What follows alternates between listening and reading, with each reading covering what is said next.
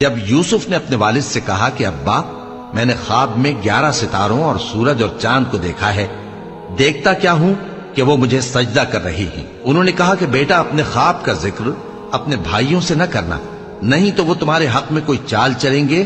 کچھ شک نہیں کہ شیطان انسان کا کھلا دشمن ہے، اور اسی طرح اللہ تمہیں برگزیدہ و ممتاز کرے گا اور خواب کی باتوں کی تعبیر کا علم سکھائے گا، اور جس طرح اس نے اپنی نعمت پہلے تمہارے دادا پر دادا ابراہیم اور اسحاق پر پوری کی تھی، اسی طرح تم پر اور اولاد یعقوب پر پوری کرے گا۔ بے شک تمہارا پروردگار سب کچھ جاننے والا ہے، حکمت والا ہے۔ ہاں، یوسف اور ان کے بھائیوں کے قصے میں پوچھنے والوں کے لیے بہت سی نشانیاں ہیں۔ جب انہوں نے آپس میں تذکرہ کیا کہ یوسف اور اس کا بھائی ابا کو ہم سے زیادہ پیارے ہیں، حالانکہ ہم جماعت کی جماعت ہیں، کچھ شک نہیں کہ ابا کھلی غلطی پر ہیں۔ یوسف کو یا تو جان سے مار ڈالو یا کسی ملک میں پھینک آؤ، پھر ابا کی توجہ صرف تمہاری طرف ہو جائے گی، اور اس کے بعد تم نیک لوگوں میں ہو جاؤ گے۔ ان میں سے ایک کہنے والے نے کہا کہ یوسف کو جان سے نہ مارو، کسی اندھے کنویں میں ڈال دو کہ کوئی راہگیر اسے نکال کر کسی دوسرے ملک میں لے جائے گا۔ اگر تم کو کرنا ہی ہے تو یوں کرو۔ یہ مشورہ کر کے وہ اپنے والد سے کہنے لگے کہ ابا جان، کیا سبب ہے کہ آپ یوسف کے بارے میں ہمارا اعتبار نہیں کرتے؟ حالانکہ ہم اس کے خیر خواہ ہیں، کل اسے ہمارے ساتھ بھیج دیجئے کہ خوب میوے کھائے اور کھیلے کودے، ہم اس کے نگہبان ہیں۔ انہوں نے کہا کہ یہ امر مجھے غمناک کیے دیتا ہے کہ تم اسے لے جاؤ، یعنی وہ مجھ سے جدا ہو جائے، اور مجھے یہ بھی خوف ہے کہ تم کھیل میں اس سے غافل ہو جاؤ اور اسے بھیڑیا کھا جائے۔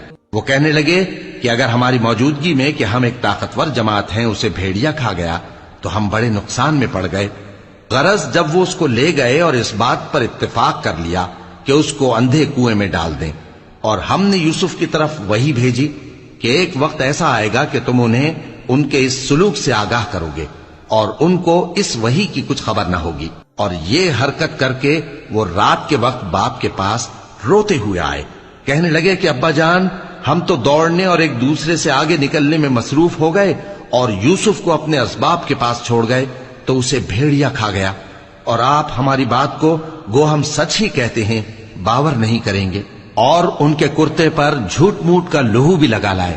یعقوب نے کہا کہ یوں نہیں ہے، بلکہ تم اپنے دل سے یہ بات بنا لائے ہو۔ اچھا، صبر کہ وہی خوب ہے، اور جو تم بیان کرتے ہو اس کے بارے میں اللہ ہی سے مدد چاہیے۔ اور اب اللہ کی شان دیکھو کہ اس کنویں کے قریب ایک قافلہ آوارد ہوا اور انہوں نے پانی کے لیے اپنا سقا بھیجا، تو اس نے کنویں میں ڈول لٹکایا، یوسف اس سے لٹک گئے۔ وہ بولا، زہے قسمت، یہ تو ایک لڑکا ہے، اور اس کو قیمتی سرمایہ سمجھ کر چھپا لیا۔ اور جو کچھ وہ کرتے تھے اللہ کو خوب معلوم تھا، اور انہوں نے اس کو تھوڑی سی قیمت یعنی مادود چند درہموں پر بیچ ڈالا، اور وہ اس سے بیزار ہو رہے تھے۔ اور مصر میں جس شخص نے اس کو خریدا اس نے اپنی بیوی سے جس کا نام زلیخا تھا کہا کہ اس کو عزت و اکرام سے رکھو، عجب نہیں کہ یہ ہمیں فائدہ دے یا ہم اسے بیٹا بنا لیں۔